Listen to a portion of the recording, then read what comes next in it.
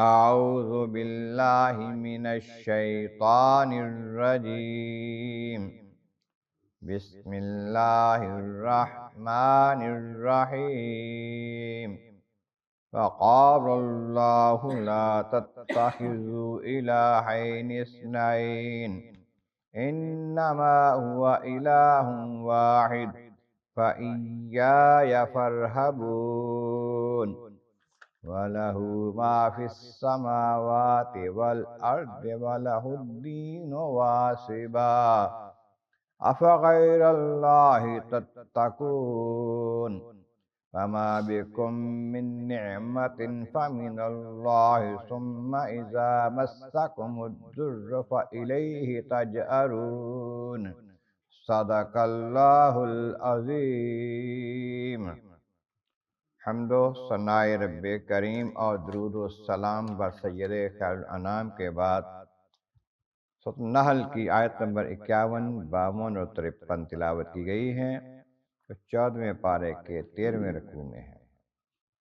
اس سے پہلی آیات بینات میں فرمایا گیا کہ کیا یہ کفار اس بات سے بے خوف ہو گئے ہیں کہ اللہ تبارک و تعالیٰ چاہے تو ان کو زمین میں دھسا دے، یا ان پر ایسی جہت سے، ایسی طرف سے عذاب لے کہ ان کو اندازہ بھی نہ ہو، سوچ بھی نہ سکتے ہو کیسے اور کہاں سے عذاب آ سکتا ہے، آ جائے، یا یہ چلتے پھرتے آتے جاتے بازاروں میں راستے میں ان کو عذاب پکڑ لے آ کے، کہ اللہ تبارک و تعالیٰ جل شانہ سے بچ کے کہیں بھاگ سکتے ہیں، یا ان کو خوف دلا کے پھر عذاب دے دے، اب تھوڑا تھوڑا کر کے ان کو ختم کر دے۔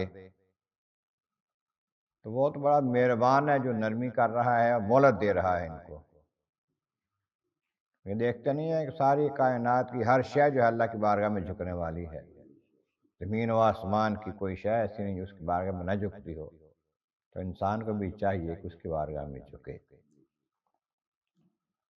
اب بعض لوگ اللہ تبارک و تعالیٰ کے ساتھ کسی اور کو بھی معبود مانتے تھے۔ ایک قوم آتش پرست جو ہیں وہ کہتے تھے کہ دو خدا ہیں،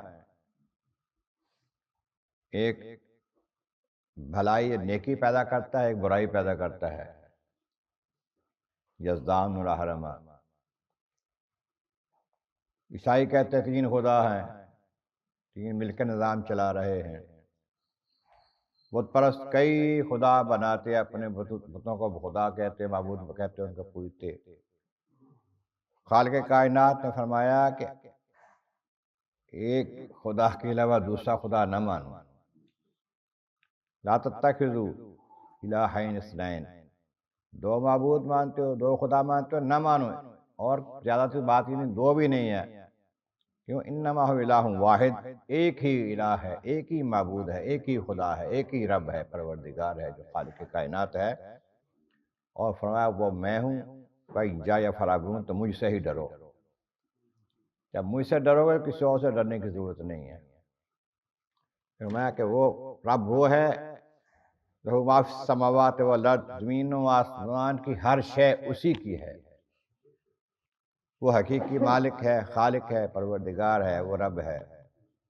وَلَهُ الدِّينُ وَاصِبًا، اور اسی کی فرما برداری لازم ہے، اس کی اطاعت فرما برداری کرو، جس کی وہ کہے اس کی کرو، اس کے بغیر نہیں۔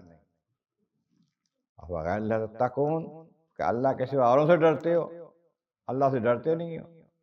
اللہ سے ڈرو، اللہ سے ہی پیار کرو، اور یاد رکھو وما بکم من نعمت فمن اللہ، تمہارے پاس جو بھی نعمت ہے یا ملتی ہے تمہیں، صحت بھی، جسم بھی، جان بھی، اولاد بھی، مال بھی، ہر شے جو ہے من اللہ، اللہ کی طرف سے ہے۔